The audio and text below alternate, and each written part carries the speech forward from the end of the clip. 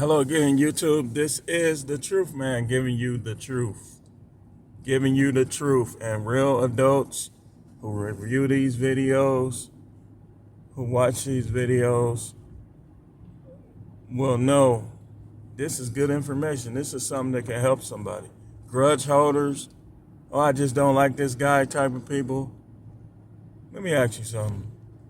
If you holding back my videos, like, that's childish, number one. Number two is, do I know you? Like, have I ever met you? What seems to be your problem where you don't want people to hear this message? Where you're not recommending, you're not properly placing it where it can be found. But on this video, I'm talking about great jobs / businesses for conspiracy theorists, evangelicals, and anybody else, devoutly political, devoutly religious people. I'm going to throw them all in there. Because these are the people that have problems on jobs the most. They don't even have to say nothing. Your relatives probably telling you, your friends, just go to work, don't talk about that stuff, and then go home. Well, you don't got to talk about it. It could be just your aura that they don't like, that they can't understand. Like, you don't have to say nothing. My job, I had a reputation for talking about conspiracies and religion and this, that, and the other, right? When I went back there, I wasn't talking about that stuff. And it was even worse. So this cancel culture, people, they're looking for people to come against and have a problem with. And when they have a problem with you, they can't just, well, some of them can, they can't just like ignore you. They want to destroy you. So knowing all of this, right? If you don't believe in getting water that the elite wants you to have in you,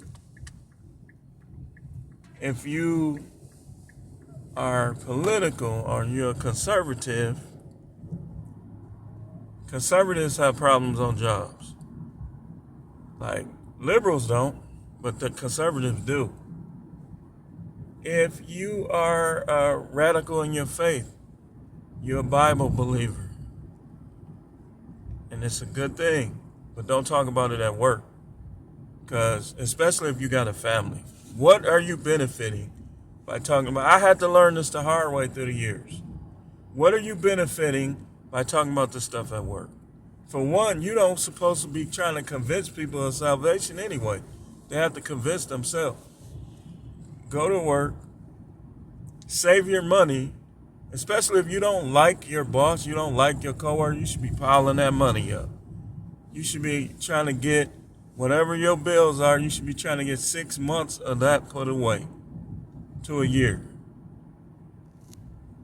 Give yourself the power over these people who want to enslave you. They want to break you down to a level that they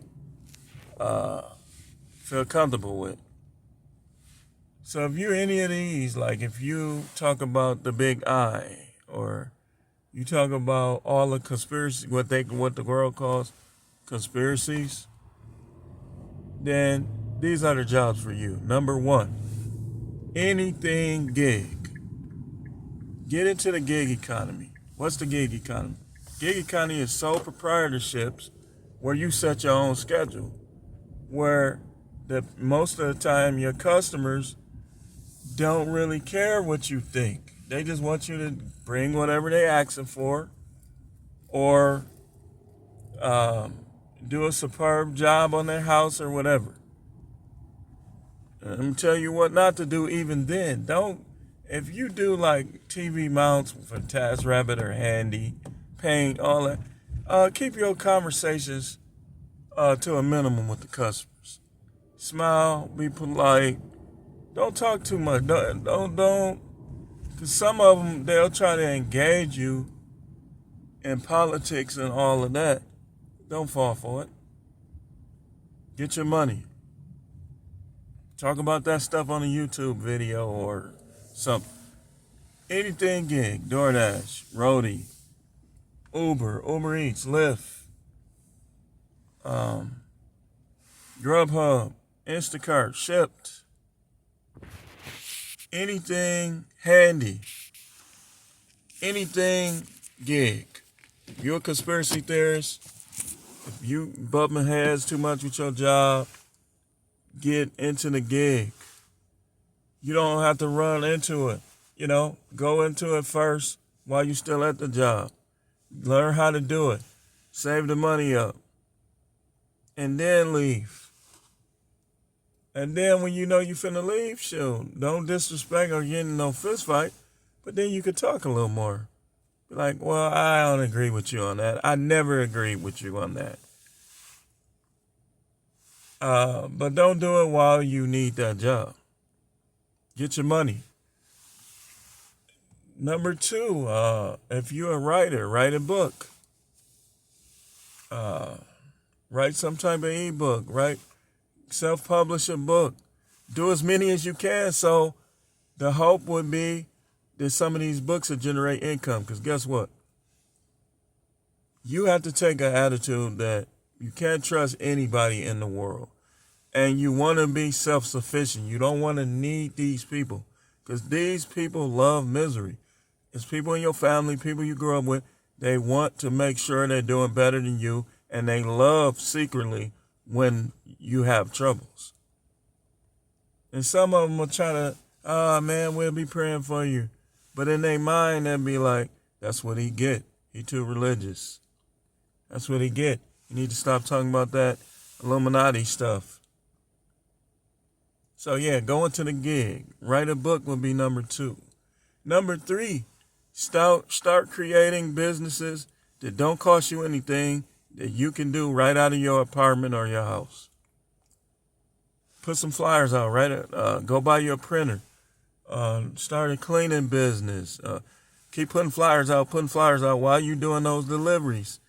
And now you have had 2 income bases that don't have nothing to do with your liberal boss who don't believe in God, who has his own way of thinking, and that's perfectly fine, but he has power over you as long as you come to that job. So if you don't agree with him or her, especially the hers, you're going to have problems. So you start doing them deliveries, then you start starting your own businesses. Like even if you buy a car, you got $4,000 in the bank, buy you a dealer's license, go buy you a $1,000 car to run and drive, sell it for $15, flip it, keep doing that. But you have, if you are a devout believer in God, them demons are going to be waiting for you on these jobs. Just pick. He don't do this. He don't do that. Knock. Supervise.